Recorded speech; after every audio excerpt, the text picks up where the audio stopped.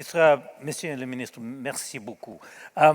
Now, you're asking about NASCAR. So, Christiana, you're going to give us a quick update on where NASCAR 2 is.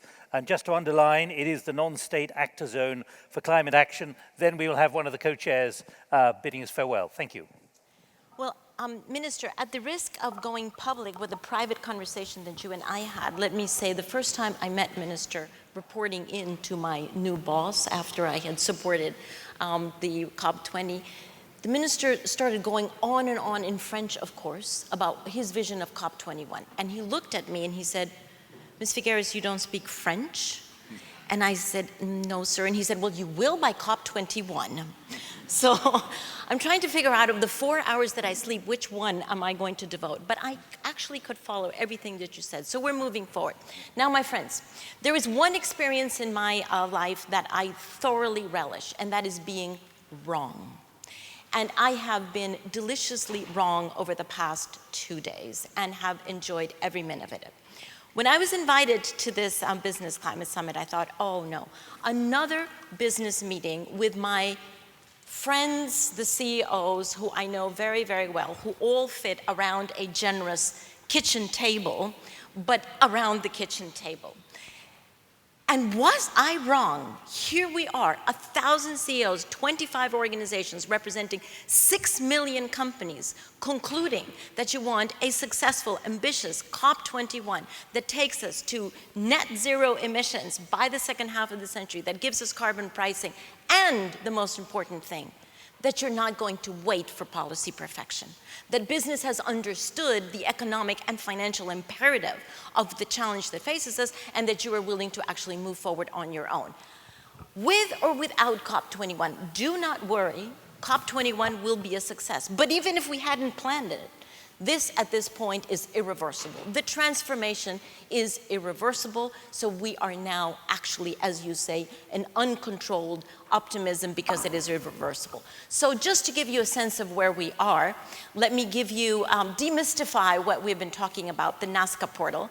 And Nazca is the beautiful Nazca lines in Peru, and hence Manuel Pulgar gave the name of Nazca. But this is the portal that you will find if you look for Nazca, N-A-Z-C-A, Nazca, Climate Change or UNFCCC, you will find this portal where you can, where we're beginning to load all of the action that is already taking place or that is being committed to. And you will see that we have different ways of expressing this. So you can go to the cities, for example, and if you click on cities, they will appear in alphabetical order, and then you can click on each of the cities to find out what each of the cities are doing.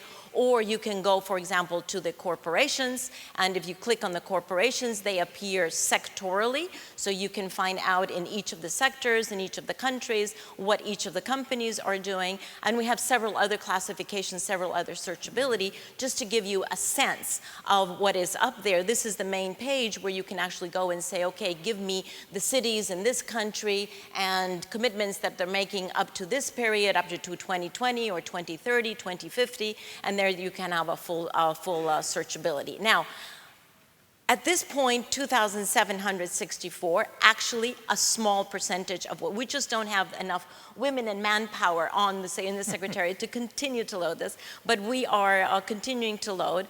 And if I can have the final page, we're also delighted to be showing this year, not just the individual commitments, but everything that is coming through the Lima Paris Action Agenda that has been spoken to by both COP presidents and by Llanos Pastor, because it is a joint initiative of all 4 organizations, so we will also be showing it here. So, my dear friends, all of you who have been inspired to really take the challenge and figure out what are you going to do, when are you going to do it, by when, and what you're going to do, you can submit for more visibility and transparency, either through any of the 4 data partners that we already have, or we're certainly happy to be working with any other data partners. We do have certain criteria that we need, but these are the current 4 data partners that we have, and most of you know at least one, if not all 4 of them. They're all here, so we very much look forward.